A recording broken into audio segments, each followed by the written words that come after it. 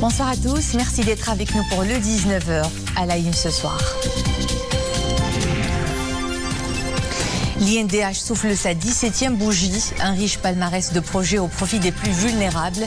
L'initiative royale en est à sa 3e phase et renouvelle sa vision autour de la valorisation du capital humain et du potentiel de la jeunesse.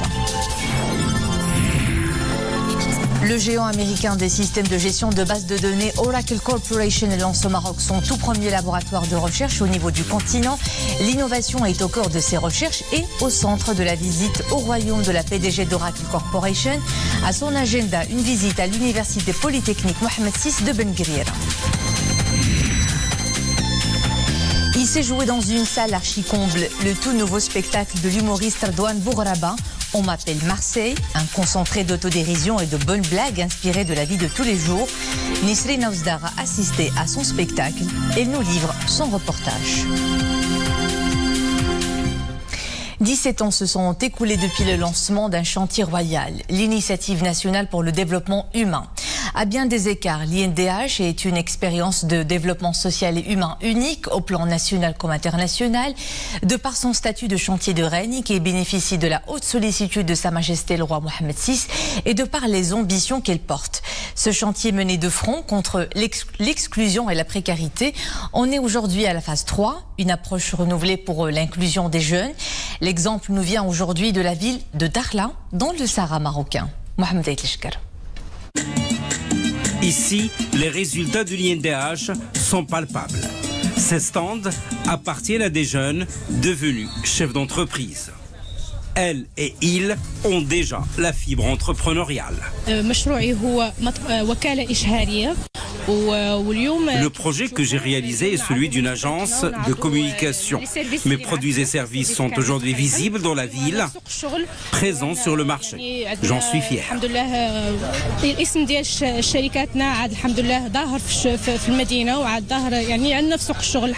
Des jeunes qui exposent fièrement leurs projets en concrétisation. Le programme INDH, destiné aux jeunes, a été lancé en 2019. Il se poursuivra jusqu'en 2023. Principaux acquis. Il y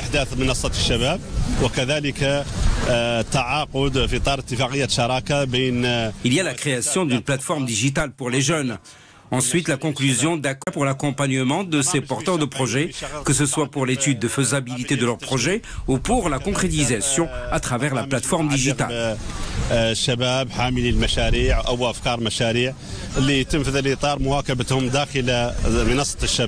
Le projet est ouvert aux jeunes de 18 à 45 ans.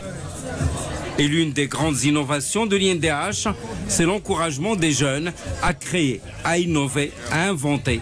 Toute une caravane dans ce sens leur est destinée par l'Office marocain de la propriété industrielle et commerciale.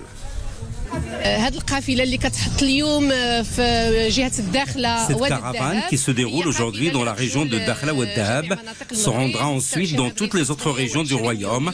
Elle se poursuivra jusqu'au 28 juin prochain. Objectif, sensibiliser à l'importance de la propriété industrielle et commerciale et encourager les jeunes à l'innovation et à l'invention. Enfin, offrir des services de proximité pour l'enregistrement des brevets d'invention.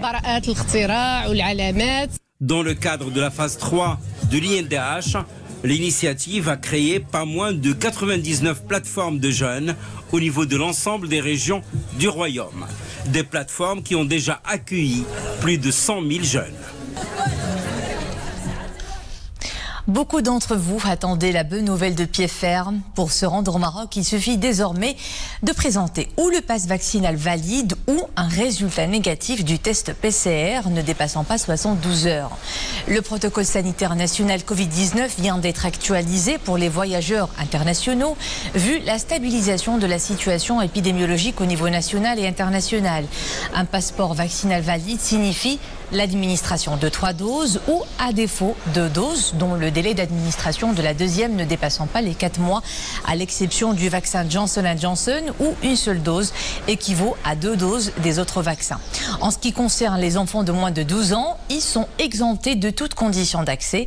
Les voyageurs sont invités à consulter le site officiel du ministère de la Santé et de la Protection sociale, www.santé.gov.ma, ainsi que ses réseaux sociaux pour plus de détails sur le protocole sanitaire national actualisé pour les voyages internationaux.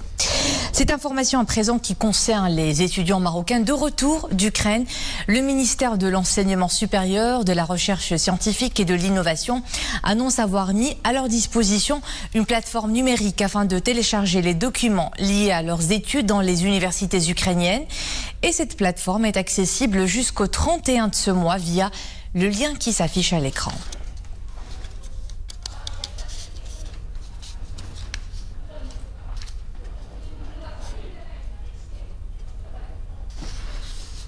Le géant américain des systèmes de gestion de bases de données Oracle Corporation étrenne bientôt au Maroc son tout premier laboratoire de recherche et développement en Afrique, abritera Kazanir Shore Park. L'annonce a été faite en marge de la visite de la PDG d'Oracle Corporation au Maroc, Safra Kaz, qui s'est rendue à un pôle d'innovation et d'excellence, l'Université Polytechnique Mohamed VI de Ben Guerir. Omar Jledi, Zakaria Moukhenbillah et Boukr Ben Ghafrit.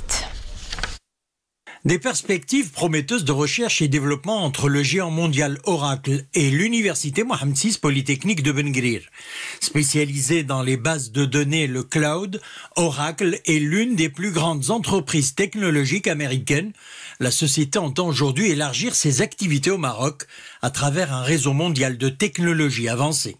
C'est un signe très important parce que ça montre que l'ingrédient principal qui manque à ces sociétés, c'est-à-dire les talents, se trouve en Afrique et au Maroc. Et le but de notre rencontre, c'est de trouver une manière de travailler avec ces sociétés qui permettrait aux talents marocains et africains de manière générale de rester travailler en Afrique et au Maroc. Hub africain de recherche et d'innovation, l'Université Mohamed VI Polytechnique de Ben Guerir a misé dès sa création sur le partenariat avec le secteur privé.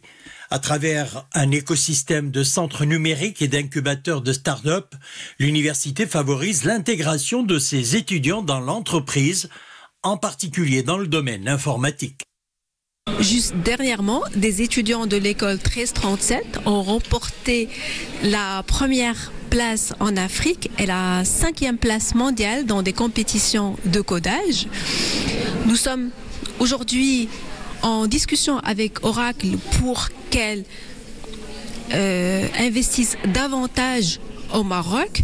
L'expérience internationale d'Oracle dans les technologies numériques devrait booster le recrutement d'ingénieurs marocains. Ce partenariat est aussi de nature à renforcer les programmes de recherche et développement au sein des universités marocaines. La recherche agricole innove et apporte des solutions de demain aux problèmes d'aujourd'hui. Une nouvelle banque de gènes relevant du Centre international de recherche agricole dans les zones arides, IRCADA, voit le jour à Rabat.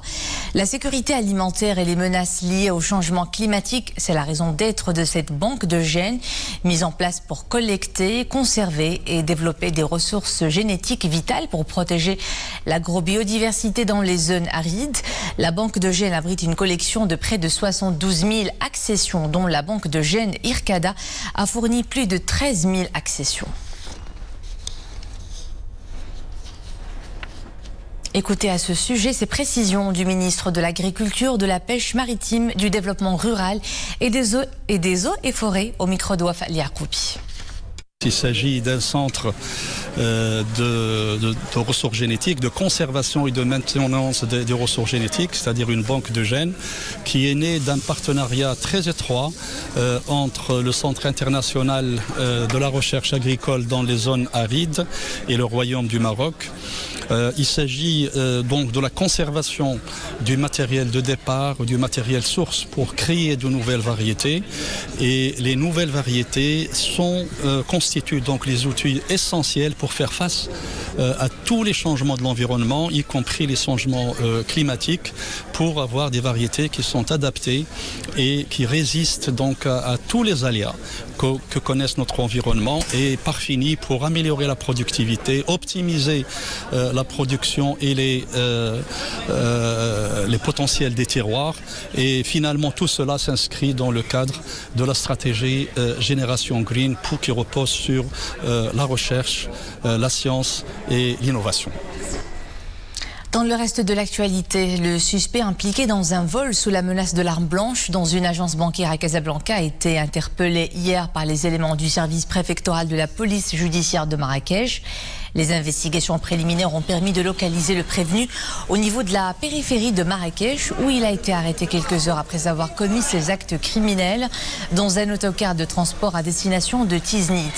Les fouilles et investigations effectuées ont également permis de trouver une somme d'un peu plus de 82 000 dirhams en possession du malfrat âgé de 33 ans provenant de ce crime, et de saisir la voiture utilisée dans ce forfait que le mis en cause a abandonné dans la banlieue de Titmli, la Casablanca, avec un manuscrit où il a transcrit le plan et les étapes d'exécution de sa menace criminelle. Du tennis à présent, les épreuves du Grand Prix Son Altesse Royale la Princesse El Emrim se poursuivent à l'Union sportive des cheminots du Maroc, à Rabat. À la une aujourd'hui, la qualification au quart de finale de la néerlandaise Arantxa Sarus, après avoir évincé en 8e de finale la hongroise Dalma Galfi. Mais nous revenons en images sur la victoire de la hongroise Anna Bondar, qualifiée également pour les quarts de finale après sa victoire face à la Slovaque Kristina Kukova. 67e mondiale, 1m73, la jeune hongroise Anna Bondar a pris le dessus dès les premiers échanges de balles sur son adversaire du jour, la Slovaque Kristina Kukova. Un 8e de finale expéditif. La hongroise, tête de série numéro 5, s'impose dès le premier set sur le score de 6-3. Au deuxième jeu, et malgré la résistance de la Slovaque Kukova, Anna Bondar, avec ses montées au filet, s'impose dans le deuxième set également sur le score de 6-3. La hongroise composte son ticket pour les quarts de finale. Autre cours, autre match, c'est celui ayant opposé l'américaine Claire Liu, 92e au classement WTA, à l'égyptienne Maya Sherif, tête de série numéro 4. Après un duel tendu dans le premier set, l'américaine s'impose 6-4. Au deuxième jeu, l'égyptienne Maya Sherif prolonge le suspense jusqu'au tie-break. L'américaine Claire Liu décroche sa place en quart de finale après de longs échanges. Score final 6-4, 7-6 au tie-break. Pause détente à présent du côté des chutes d'eau les plus hautes et les plus spectaculaires du nord d'Afrique, les cascades d'Ouzoud. Une adresse incontournable pour les visiteurs d'Azélal, une vallée verdoyante et un atout garanti dans la promotion du segment de l'écotourisme. Zakaria Moukinbillah, Oumaima Ramli. Le temps d'un week-end, ces visiteurs de Tanger explorent en groupe les cascades d'Ouzoud. Verdure et fraîcheur, paysage sublime, le site charme et fascine. Nous sommes un groupe de collègues travaillant à Tanger. Nous avons beaucoup entendu sur la beauté des cascades d'Ouzoud et de l'Atlas. Alors, nous avons voulu tenter l'expérience. Je suis venue aujourd'hui pour visiter les cascades d'Ouzoud. J'habite à côté de la Suisse et avec un merveilleux guide, Hassan, qui nous fait visiter aujourd'hui les cascades d'Ouzoud. Attenant aux cascades, nombre d'échoppes proposent divers services. Cet été, cafés et restaurants ont bénéficié d'un coup de jeûne, idem pour les parkings de stationnement et les établissements d'hébergement. Après 2 ans de léthargie, l'activité semble reprendre de plus belle. C'est très joli, je viens d'arriver, mais le paysage est magnifique, super. Je viens de loin aujourd'hui, j'ai fait beaucoup de kilomètres en voiture, mais je crois qu'il a valu la peine.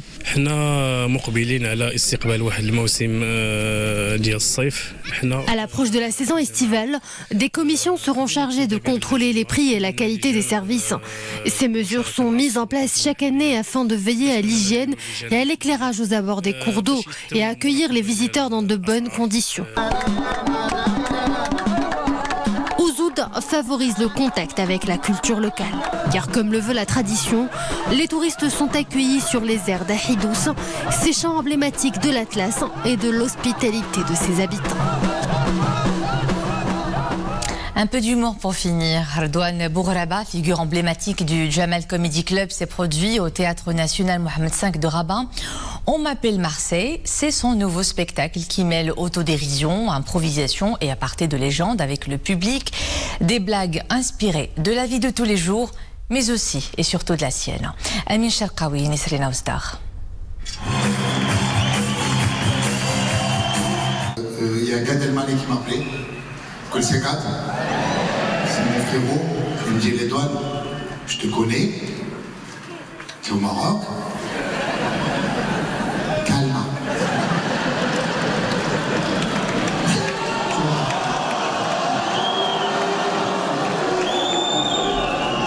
Non les amis, c'est mon frérot, il m'a dit doucement, non. Redouane Bougueraba, c'est l'humour décalé, un miroir grossissant des banalités du quotidien, un stand-upper qui interagit avec son public. Des liens se tissent, des blagues deviennent virales, surtout celles de la première rangée. Certains spectateurs s'y sont installés précisément pour cela. Le public, il en prend plein la tête, c'est pour ça qu'on est au premier rang. Voilà. Le premier rang principalement, mais après ouais, il discute de la vie de tous les jours et c'est sympa. Il me fait rire, c'est un bon, et puis il part en live aussi avec les gens, donc c'est ça qui est intéressant. On kiffe, c'est un petit peu la coqueluche de la jeunesse actuellement. Full, sold out, de Paris à Nancy.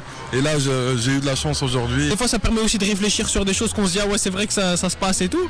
Donc c'est intéressant, c'est pour ça que je suis venu le voir. J'ai pas eu l'occasion de le voir en France, donc je vais le voir sur Rabat. Et à Rabat, l'enfant de Marseille a partagé avec nous sa manière de penser le rire. Une émotion plaisante, plus que nécessaire, selon lui. Le rire, c'est un peu la seule chose qui te permet d'oublier tes problèmes. L'espace d'un moment, tu regardes une vidéo, tu rigoles, tu oublies que tu es malade, tu oublies que tu as faim, que tu as soif, que tu es en dispute avec ta femme, que tu parles plus avec tes parents. Le rire, c'est un bon médicament. Mais le monde du stand-up n'est pas tout à fait rose. Et la compétition est farouche. On est plus d'humoristes que du public. Si on devait faire des salles pour les humoristes, je te jure, c'est ça. Il y a plus d'humoristes. Je joue dans un comédie club à Paris qui s'appelle le Paname. Le patron, il a une liste de 250 humoristes, c'est énorme. Avant, ils étaient très peu. Là, on est nombreux. Il y a beaucoup d'appelés, très peu d'élus. Et voilà, c'est bien parce que ça ramène une concurrence saine. À Rabat, mais aussi à Casablanca, son spectacle affiché déjà complet, bien avant le jour J. Pour ceux qui l'ont raté, l'artiste a déjà programmé une nouvelle date. Rendez-vous en septembre, toujours à Rabat et à Casablanca. Et c'est noté, Nisrine. Voilà, c'était le mot de fin de cette édition. Merci à vous de nous suivre. L'info de retour à 21h en compagnie de Marie Melaoufir. À demain.